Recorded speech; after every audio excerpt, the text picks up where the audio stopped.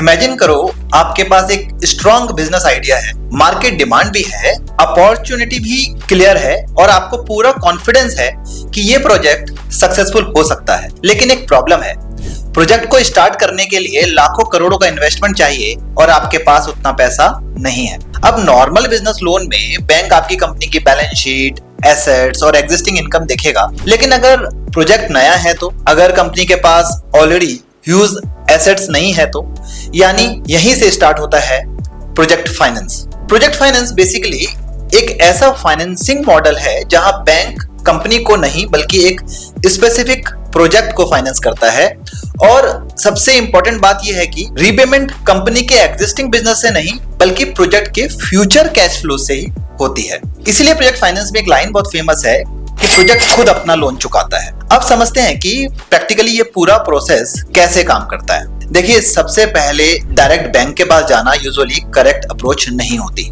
उससे पहले प्रोजेक्ट की फिजिबिलिटी चेक की जाती है, मतलब मार्केट डिमांड है या नहीं, टेक्नोलॉजी वर्केबल है या नहीं और फाइनेंशियली प्रोजेक्ट सस्टेनेबल है या नहीं। सिंपल लैंग्वेज में क्वेश्चन होता है, क्या ये प्रोजेक्ट रियलिस्टिकली पैसा कमा सकता है? अगर हाँ, तो इसके बाद प्रिपेयर होती है डीपीआर यानी डिटेल्ड प्रोजेक्ट रिपोर्ट। ये आप किसी भी चार्टर्ड अकाउंटेंट या अच्छे प्रोफेशनल से बनवा सकते हैं।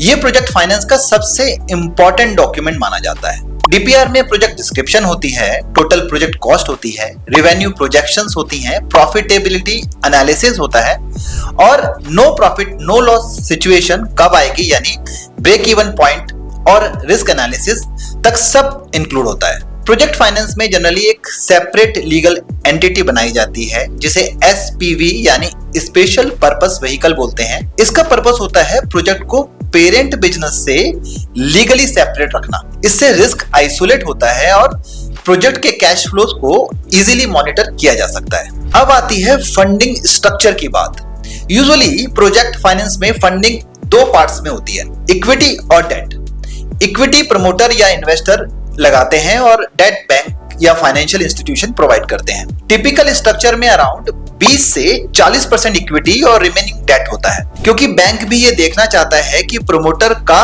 खुद का फाइनेंशियल इन्वॉल्वमेंट प्रोजेक्ट में प्रॉपर्ली हो। इसीलिए एक कॉन्सेप्ट बहुत इंपॉर्टेंट होता है, स्किन इन द गेम, यानी आपको अपना पैसा तो लगाना ही पड़ेगा। लेकिन लोन अप्रूव होने से पहले बैंक्स डीप ड्यू डिलिजेंस करते हैं। इसमें देखो क्या क्या इंक्लूड होता है। एक टेक्निकल ड्यू डिलिजेंस होता है, इसमें चेक होता है कि टेक्नोलॉजी फिजिबल है या नहीं और कंस्ट्रक्शन प्रैक्टिकली पॉसिबल है या नहीं। उसके बाद है फाइनेंशियल ड्यू डिलिजेंस। टेक्निकल के बाद आएगा फाइनेंशियल ड्यू डिलिजेंस। इसमें प्रोजेक्ट के फ्यूचर कैश फ्लोज एनालाइज किए जाते हैं। यहाँ एक बहुत इंपॉर्टेंट कॉन्सेप्ट आता है डीएससीआर यानी debt service coverage ratio. Simple language में डीएससीआर का मतलब होता है कि प्रोजेक्ट के पास इतना कैश है या नहीं कि वो कंफर्टेबली अपना लोन रीपे कर सके। डेट सर्विस का मतलब होता है interest plus principal repayment. Example के लिए, अगर प्रोजेक्ट का ऑपरेटिंग कैश फ्लो 100 करोड़ है और ईयरली रीपेमेंट ऑब्लिगेशन 80 करोड़ है तो डीएससीआर 1.25 होगा। जनरली बैंक्स 1.2 या उससे ऊपर का डीएससीआर कंफर्टेबल मानते हैं। और यहाँ एक इंपॉर्टेंट इंसाइट समझिए, प्रोजेक्ट फाइनेंस में अकाउंटिंग प्रॉफिट से ज्यादा इंपॉर्टेंट होता है कैश इनफ्लो। फाइनेंशियल चेक्स के अलावा लीगल ड्यू डिलिजेंस में लैंड टाइटल्स और अप्रूवल्स वेरीफाई किए जाते हैं और मार्केट ड्यू डिलिजेंस में एनालाइज होता है कि डिमांड जेन्युइन है या सिर्फ अजम्पशन बेस्ड है, क्योंकि बैंक्स अजम्पशन पर नहीं सर्टेनिटी पर लोन देता है। प्रोजेक्ट फाइनेंस में कॉन्ट्रैक्ट्स भी बैकबोन का काम करते हैं। इसमें सप्लाई अग्रीमेंट, ऑफटेक अग्रीमेंट्स यानी बायर्स कॉन्ट्रैक्ट्स, ईपीसी कॉन्ट्रैक्ट्स यानी engineering, procurement and construction, O&M agreements यानी ऑपरेशन एंड मेंटेनेंस कॉन्ट्रैक्ट्स, ये सब बहुत इंपॉर्टेंट होते हैं। इन सबका मेन पर्पस होता है प्रोजेक्ट के कैश फ्लोज को प्रिडिक्टेबल और सिक्योर बनाना। जब loan approval, equity commitment, agreements और अप्रूवल्स कंप्लीट हो जाते हैं तब फाइनेंशियल क्लोजर अचीव होता है। यही सबसे इंपॉर्टेंट है प्रोजेक्ट फाइनेंस में, यानी ये हो गया तो आपका लोन आपको अप्रूव हो गया, आपका लोन आपको मिल गया। इसके बाद एक्चुअल फंडिंग स्टार्ट होती है और बैंक्स भी एक बार में पूरा पैसा रिलीज नहीं करते। फंडिंग स्टेज वाइज स्टेज होती है। लैंड एक्विजिशन, कंस्ट्रक्शन और मशीनरी इंस्टॉलेशन के अकॉर्डिंग इससे मॉनिटरिंग और रिस्क कंट्रोल बेटर हो जाता है। कंस्ट्रक्शन फेज में प्रोजेक्ट फिजिकली बिल्ड होता है और यहाँ टाइमलाइन बहुत क्रिटिकल होती है। डिले होने पर कॉस्ट ओवररन और रीपेमेंट प्रेशर दोनों बढ़ सकते हैं, इसलिए banks continuously project progress monitor करते रहते हैं। देखो, अकाउंटिंग पर्सपेक्टिव से भी एक इंपॉर्टेंट कॉन्सेप्ट होता है कैपिटलाइजेशन। जब तक प्रोजेक्ट ऑपरेशनल नहीं होता तब तक कंस्ट्रक्शन कॉस्ट, सेटअप कॉस्ट और इवन इंटरेस्ट कॉस्ट को नॉर्मल एक्सपेंस नहीं माना जाता।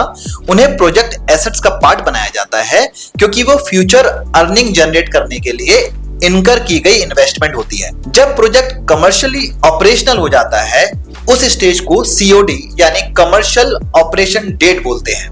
ये टर्निंग पॉइंट होता है क्योंकि इसी पॉइंट के बाद एक्चुअल रेवेन्यू जनरेशन स्टार्ट होती है। फिर ऑपरेटिंग एक्सपेंसेस डिडक्ट होने के बाद रिमेनिंग कैश फ्लो से लोन रिपेमेंट बिगिन होता है। और इसीलिए प्रोजेक्ट फाइनेंस का कोर प्रिंसिपल है cash flow drives repayment, not company income. अब प्रैक्टिकल क्वेश्चन ये आता है कि अगर प्रमोटर के पास खुद का पैसा कम हो तो क्या होगा? ऐसे केसेस में strategic investor, private equity, government subsidies, land contribution या फेज्ड एग्जीक्यूशन का यूज किया जा सकता है, लेकिन जनरली बैंक 100% फंडिंग प्रोवाइड नहीं करता।